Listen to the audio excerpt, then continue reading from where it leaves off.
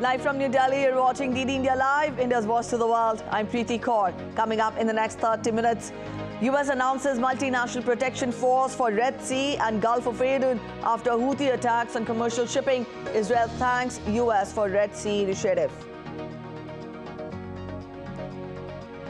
IDF calls the video of 3 elderly hostages released by Hamas a criminal terrorist video as UN Security Council to vote on Tuesday on new Gaza ceasefire call after postponement. A 6.2 magnitude earthquake in northwest China's Gansu province claims 111 lives. Search and rescue operations underway. And India will take on South Africa in the second ODI of the 3-match series. All eyes on Arshdeep and Avesh after the heroics in the first match.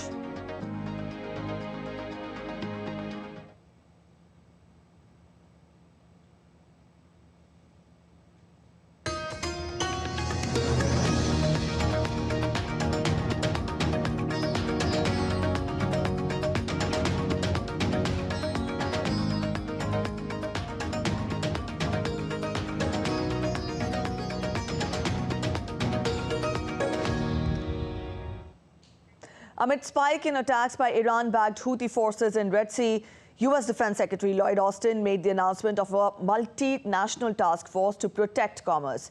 Operation Prosperity Guardian has been welcomed by Israel. Countries identified by the U.S. to join the security group include the UK, Canada, France, Bahrain, Norway and Spain. Several major shipping lines have suspended navigation through the Red Sea after the rebels targeted ships they believed were heading for Israel. The Red Sea is one of the world's most vital shipping routes. DD India's Kate Fisher reports from Washington on this. The Houthis have warned against sailing in the Red Sea, saying they're attacking vessels with links to Israel in protest at its military offensive against Hamas in Gaza. On Monday, the US said that the warship, the USS Carney, responded to a distress call from a commercial vessel after it was attacked by multiple projectiles in the southern Red Sea. The Houthis claimed responsibility and said they also attacked another ship, saying that both were linked to Israel. The Houthis warned that no harm will be dealt to ships except for those heading for Israeli ports. But the ship's owner, Inventor Chemical Tankers, said that there is no Israeli link in the ownership, technical management or cargo of the vessel. Until now, the White House has been reluctant to respond militarily for fear of provoking Iran, but an uptick in attacks could change that. In the Red Sea, we're leading a multinational maritime task force to uphold the bedrock principle of freedom of navigation. Iran's support for Houthi attacks on commercial vessels must stop. Millions of barrels of oil pass through the Red Sea daily. And reports in US media suggest that the Biden administration is weighing its military options and has moved the Dwight D. Eisenhower Carrier Strike Group from the Persian Gulf into the Gulf of Aden, just off the coast of Yemen. It's also said to be considering shoring up protections for commercial ships alongside members of the Combined Maritime Forces, which is a multinational naval task force charged with protecting commercial shipping in the Red Sea. In recent months, the US has responded to attacks by launching strikes against weapons depots and storage facilities used by Iran's Islamic Revolutionary Guard Corps and its proxy militia groups in eastern Syria and Iraq. Kate Fisher in Washington reporting for DD India. U.S. fertilizer company Mosaic, MOSN, on Monday rerouted a couple of U.S.-bound fertilizer shipments around the Cape of Good Hope rather than through the Red Sea amid Houthi terrorist attacks on ships in the region. Yemen's Houthi movement attacked 2 commercial ships in the Red Sea with naval drones on Monday. The Houthis say they have been attacking vessels in the Red Sea with links to Israel in protest against its military offensive against Hamas in Gaza and have warned against sailing towards the area, prompting company shipments to be rerouted. Oil prices are showing fresh gains after 7 weeks of decline amid pressure on the trade in view of increased attacks on vessels in the sea zone. Also, Oil rose nearly 2% on Monday as investors worried about disruptions to maritime trade and supply costs after the Iran-aligned Yemeni Houthi militant group attacked ships in the Red Sea. Oil prices were higher on Monday, with international benchmark Brent trading up 2.6% to almost $79 a barrel. It's day 74th of the Israel-Hamas conflict today. On your screens is the 1-minute video message posted by Hamas terrorists on Monday, showing 3 elderly Israeli hostages pleading for their release. An old man seated in the middle of 2 others around the same age described their harsh living conditions.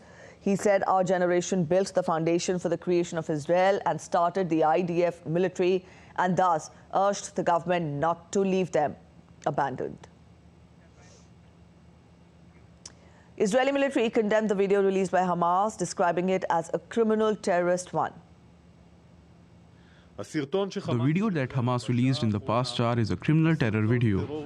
It testifies to Hamas' cruelty towards innocent, very elderly civilians who are in need of medical care. The world must act in order to deliver medical aid and check on the state of the hostages. We are morally obliged to do every and all the efforts in order to bring the hostages back home. Our heart is with all hostages and their families.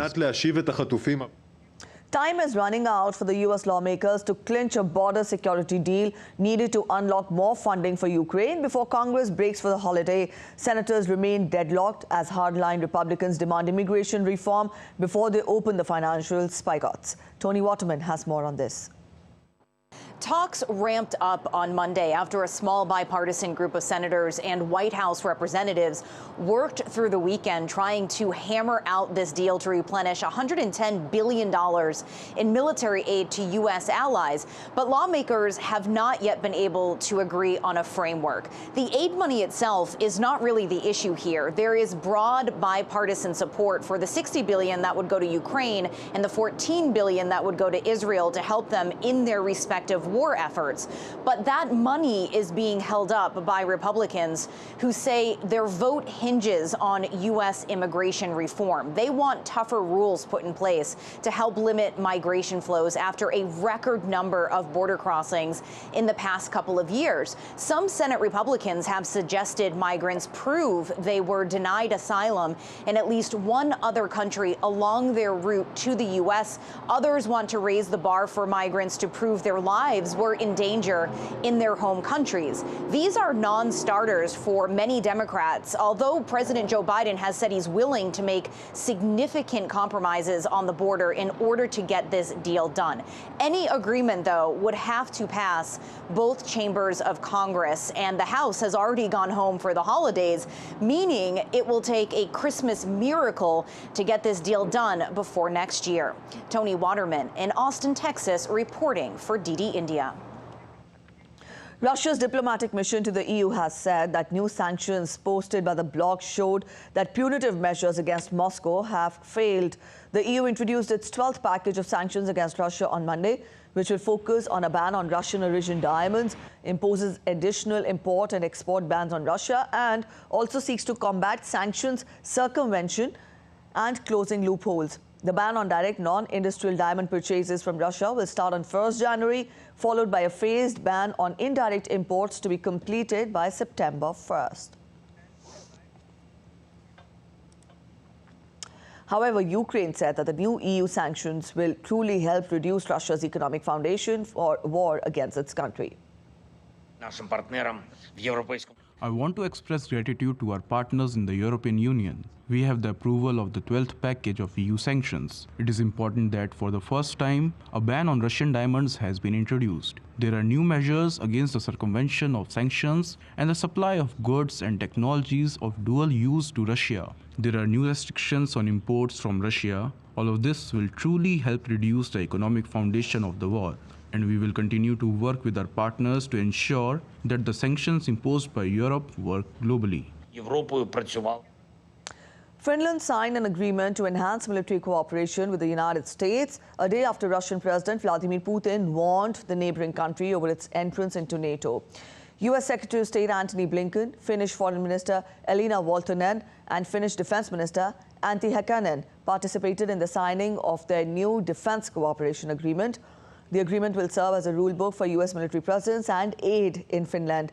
The agreement lists 15 facilities and areas in Finland to which the US military have unimpeded access and where it can also store military equipment and ammunition.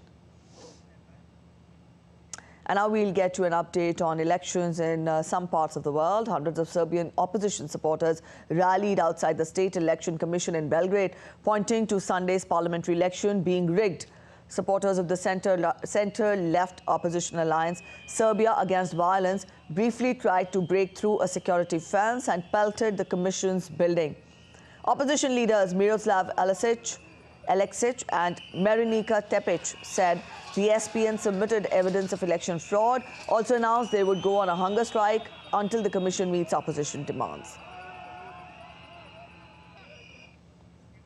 Congo's President Felix Tshisekedi held his last political rally on Sunday ahead of Wednesday's polls in a bid to retain his seat as the leader of the Central African country. Felix threatened to declare war on Rwanda during his final election rally in Kinshasa. Some 44 million registered voters are set to cast ballots in the vast Central African nation of about 100 million people on December 20th in presidential, parliamentary, provincial and municipal polls.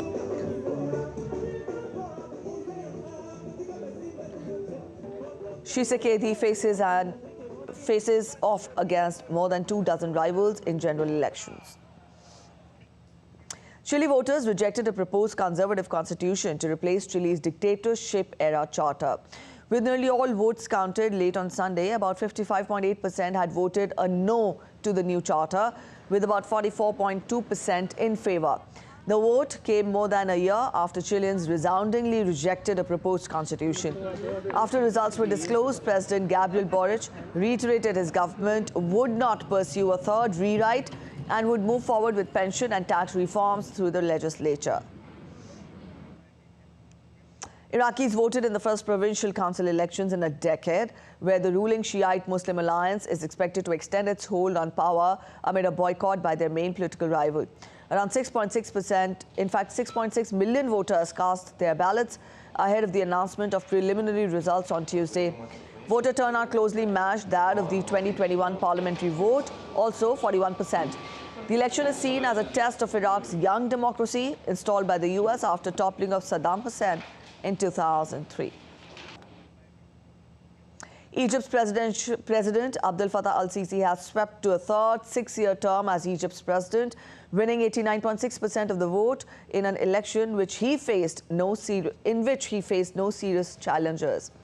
The election took place as Egypt struggles with a slow-burning economic crisis and tries to manage the risk of spillover from the war in Gaza. Voting in Egypt was held over 3 days on December 10th and it extended till December 12th. The election featured 3 other candidates. None of them were high-profile. Spanish police officer Eduardo Balboa visited a Malaga hospital to cheer up sick children during the Christmas period. Balboa, along with the Oliveras Foundation, started the initiative 9 years ago, inspired by US father who dressed up as Superman to cheer up his sick child.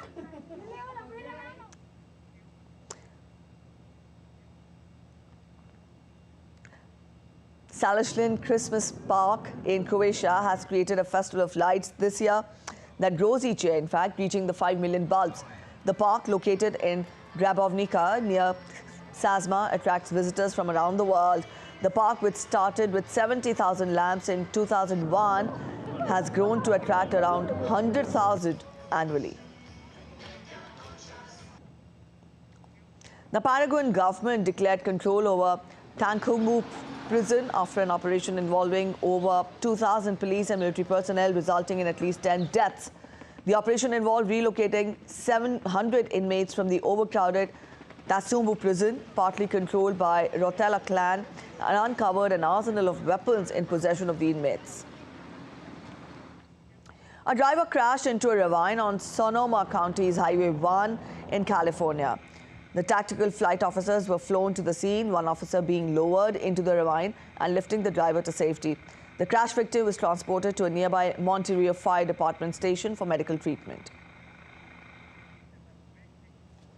You're watching DD India Live, and up next we're heading for a short break. But after the break, we tell you US, Japan and South Korea activate real-time tracking of North Korea missiles.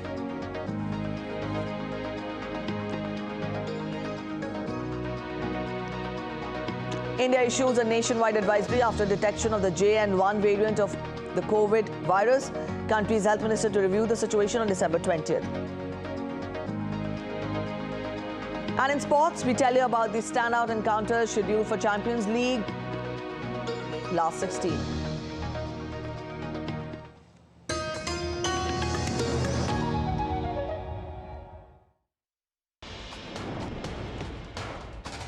Wherever news breaks, whatever it takes. Connecting corners, cutting across continents. Stories that matter from across the globe. Accurate, authentic journalism that serves you right.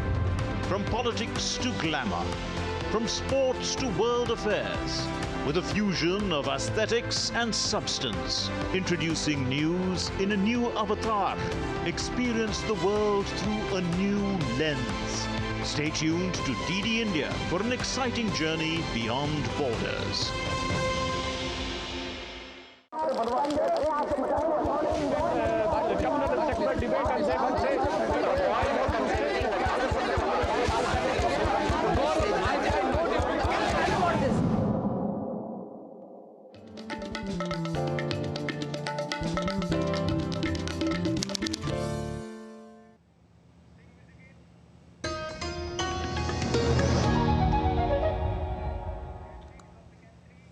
Welcome back after the break. You're watching DD India Live. Let's get you more international updates. The United States, Japan and South Korea said on Tuesday that they had fully activated a system to detect and assess North Korea's missile launches in real time and will conduct more trilateral military exercises in the region. The announcement comes a day after North Korea test-fired Hwasong-18 intercontinental ballistic missile, claiming the move as a warning message to the United States and its allies. The act was strongly condemned by the US, Japan and South Korea, who claimed it to be threatening for regional peace. A 6.2 magnitude earthquake jolted northwest Gansu province around midnight on Tuesday, killing at least 111 people and injuring over 230. Rescue and relief efforts are underway, with the number of missing people in the quake's aftermath remains unknown. A working group has been dispatched to assess the impact of the disaster as well. Over 2,200 rescue personnel from the Provincial Fire Department and Forest Brigade, as well as professional emergency rescue teams, will help at the disaster zone. Military and police were also engaged in the rescue work. As the disaster area is in a high-altitude region where the weather is cold, rescue efforts are working to prevent secondary disasters caused by factors beyond the quake. Let's get you updates from India now. The Indian government has made masks mandatory for people over 60 years of age, those with heart and kidney diseases, and the ones with fever, phlegm and cold amid JN1 subvariant scare. With 1,828 active cases and 1 death related to the JN1 variant, the situation is under control. A nationwide advisory has also been issued to the states in lieu of the surge in COVID cases. It called for maintaining a state of constant vigil. States are advised to ensure adequate testing. India's Health Minister, Dr. Mansukh Mandavia, will review the situation on December 20th with health ministers and chief secretaries of all the states and union territories. Many parts of the South Indian state of Tamil Nadu are facing severe waterlogging and flood-like situation after rains lashed in the region in the last 24 hours. Several areas of Kanyakumari city face severe waterlogging as the region continues to receive heavy rainfall over the past few days. People received humanitarian aid and assistance from the Indian Army along with disaster relief forces. The Indian Army rescued about 118 people from the flood-affected region of Vasaipuram. The Indian Air Force also responded swiftly, tasked Air Force Station Sulur for relief operations, which are underway and are being undertaken by Mi-17 helicopter. Indian Union Minister Meenakshi Lekhi received the second Vande Bharat train from Varanasi to New Delhi, which is flagged off by Indian Prime Minister Narendra Modi on Monday. Emphasizing on the need for more Vande Bharat trains, the leader said that Vande Bharat trains are a picture of growing and changing India.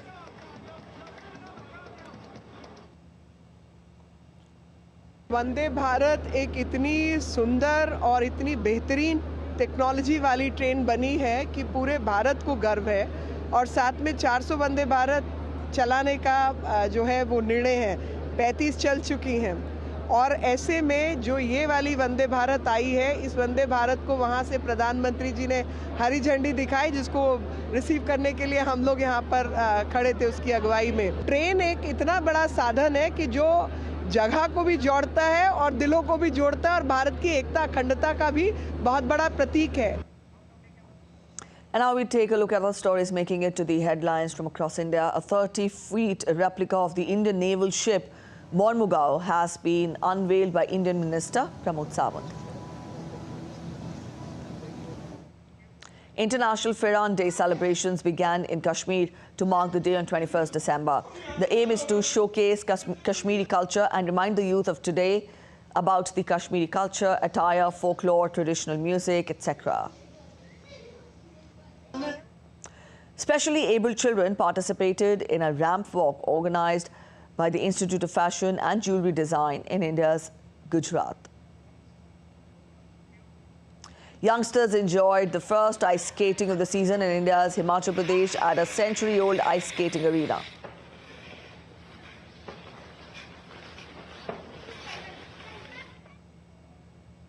A quick look at business updates now. Asia-Pacific markets are showcasing mixed response as Bank of Japan concludes a policy meeting on Tuesday in which members are expected to take a call on rates. They have been assessing whether economic conditions are falling into place for the bank to begin unwinding ultra-loose monetary settings. Bank of Japan Governor Kazuo Ueda expected to brief the media on the decision around 6:30 GMT. Investors and market observers expect BOJ, that is Bank of Japan, to stick with its negative interest rate policy, according to a Reuters poll of economists. Investors will be watching out for the bank's stance on its yield curve control policy. Bank of Japan currently has a benchmark interest rate of minus 0.1% and is expected to maintain it. German vaccine maker BioNTech aims to start production at its vaccine factory site in Rwanda in 2025. Now, it will be the first foreign vaccine manufacturing site on the continent, the company official said on Monday, adding that this is a fully funded facility with a total of $150 million. The move to start production in Africa is also part of BioNTech's push to expand mRNA manufacturing globally. The firm has so far relied on its German sites for the production, as well as on sites run by its partner Pfizer in the United States and Belgium. In cricket, let's talk of sports now. In cricket, after India's comprehensive victory in the first ODI, the KL Rahul-led outfit will face South Africa in the second ODI at St. George Park. And India is on the brink of a series win for the second time on South African soil. Shreyas Iyer is set to miss the game after his half-century in the first match. India is riding on the victory from the first ODI with the help of flawless performance by young pacers Arshdeep Singh and Avesh Khan in the opening game. India will be looking to seal the series in the second ODI. Holders Manchester City will play Copenhagen in the last 16 of the Champions League, while Arsenal will face Porto. Danish champions Copenhagen, who finished above Manchester United in their group, reached the knockout stage for the first time since 2011. The first legs take place on 13 and 14 or 20 and 21st February, and the second will be on 5th and 6th or 12th and 13th of March. City and Arsenal are seeded, meaning they will play the second leg at home. Record 14-time winners Real Madrid meet RB Leipzig, while Inter Milan runners-up last season play Atletico Madrid and Bayern Munich face Lazio. The final takes place at Wembley on 1st June. The auction for the 17th season of India's T20 Cricket League, the Indian Premier League, will take place in Dubai on Tuesday. A total of 333 cricketers are set to go under the hammer for the IPL season 17. As many as 214 are Indians, while 119 are overseas players. However, only 77 slots, including 30 for foreign players, are left to be filled at the mini IPL auction among 10 teams. While all the 10 teams would be striving to enhance the strength of their current squad, 2 times champions Kolkata Knight Riders have the most vacant slots at 12. Each team can have a maximum of 25 players in their squad. That's it in this edition of DD India Live, but let us know your thoughts on the news of the day. You can connect with us on Facebook, X and also Twitter and Instagram as well. We'll be back with more news as it breaks here on DD India. I'm Preeti Kaur signing off, and from all of us in Delhi, thanks for watching DD India Live.